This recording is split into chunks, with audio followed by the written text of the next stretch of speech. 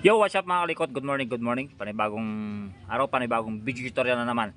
So, marami pa rin nagre-request paano mag-troubleshoot, step by step troubleshooting sa mga hindi nag-charge yung battery ng kanilang mga motorsiklo. Although may mga video tutorial na tayo na in-upload, nga lamang marami pa rin nagre-request. So, gagawa natin ng isang video tutorial na naman. So, yan mga kalikot.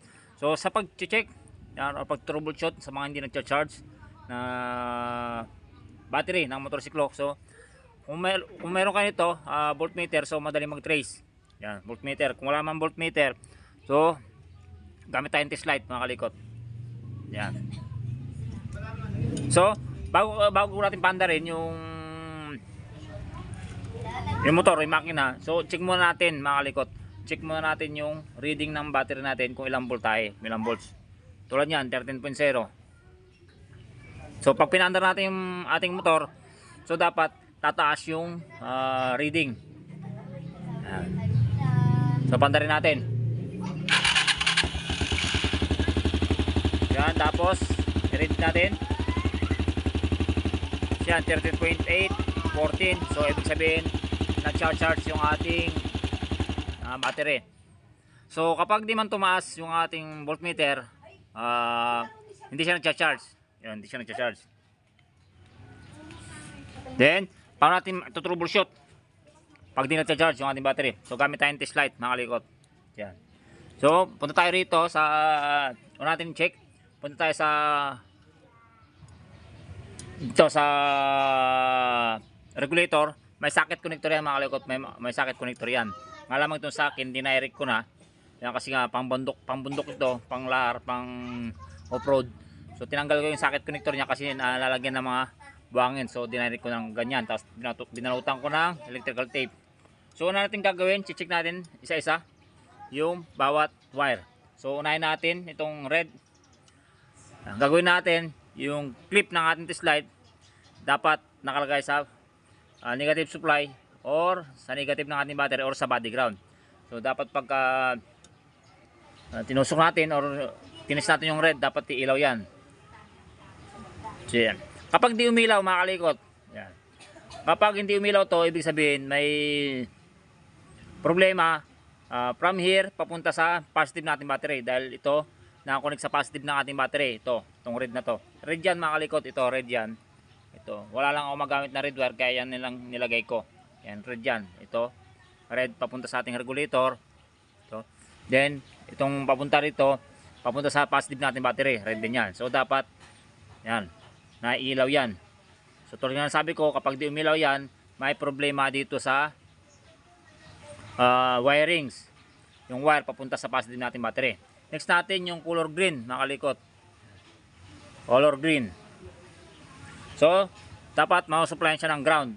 Gagawin natin itong ating clip. Dapat naka-positive naman. Naka-clip sa positive natin battery. So dapat iilaw din to. Yan, dahil tong green ay negative wire or body ground. So dapat iilaw yung ating test light. Yan. Kapag hindi rin umilaw ito mga kalikot, so hindi siya mag-charge yung ating battery. Yan. So pag di umilaw to, ibig sabihin putol yung wire papunta sa body ground or sa negative ng ating battery. Yan, dahil itong green na to. So dapat iilaw yan mga kalikot. Next, itong pink at yellow. Yan, minsan yellow, orange, minsan orange, yan, pink, minsan white or dalawang yellow. Yan yun. So full wave, naka full wave ang ating motorsiklo. Pag pinandar natin, gagawin natin yan, itong clip ng ating paganyan, tapos ganyan. So pag pinandar natin yung ating motorsiklo or tatadyakan, dapat iilaw itong ating test light. Ganyan. So try natin.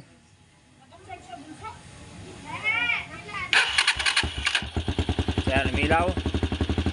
Ibig sabihin umilaw. Patay natin. Ibig sabihin umilaw mga kalikot, goods yung wirings or yung ating stator, dahil galing to sa ating stator mga kalikot, itong pink tsaka yellow. Ito yung charging coil nang gagaling sa ating stator. Ibig sabihin goods. Kapag hindi umilaw yan mga kalikot, may problema sa stator natin or yung dito sa may socket connector dito, may socket connector din yung mga kalikot. Yan. Kapag di umilaw dito, hindi umilaw dito, tinislight natin to, itong pink at yellow dyan. So check mo rin dito, may socket connector din dito. Yan sa akin, tinanggal ko lang din. Yan. So check mo dyan, tanggalin mo to. Ito yung papuntang stator natin, din ito yung papunta rito sa regulator. Yan. So check mo rin yan. So pag pinandar natin, tulad ng ginawa natin dito,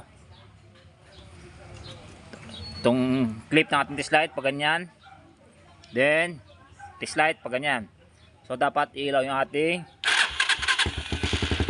yung test light.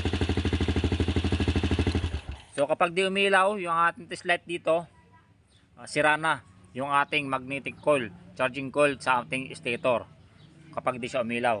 Ganoon mag-check mga kalikot. So kapag umilaw dito at hindi umilaw dito, itong pink at yellow,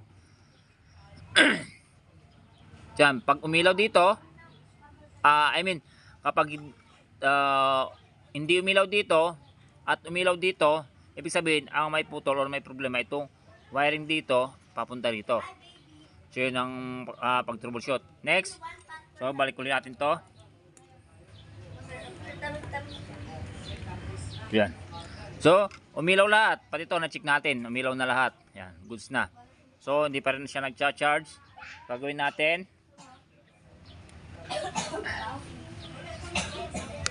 yan, paghiwalay natin ito. Yan. Ito mga kalikot, itong red, paghiwalay natin yan.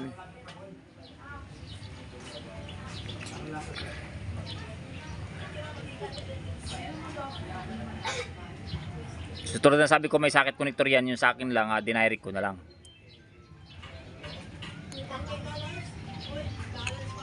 Diyan, pag-iwalay natin yan. Then check natin itong red papunta rito. Ay red yung galing dito sa ating regulator. So test light natin. Ito dapat naka negative supply or body ground. So pag ganyan, then check natin pag ganyan. Kapag pinandar natin yung ating motor, dapat iilaw tong ating test light. Diyan, naka negative. Ulitin ko, naka negative supply yung clip. Tapos itong red galing sa ating regulator, nakahiwalay. Galing na ang ating positive natin battery. Pag ganyan. So pag pinandar natin yan,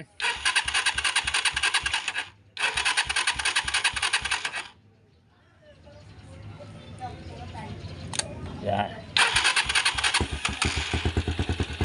Yan, dapat iilaw, makalikot. Yan.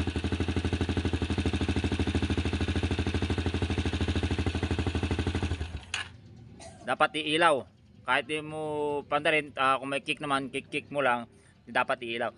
So kapag di umilaw, mga kalikot, na-check mo na lahat, okay naman. Yung mga supply dito, goods naman. Tapos dito, goods naman. Yung mga bawat linya ng wirings natin, okay naman. Tapos itong last natin ginawa, hindi siya umilaw.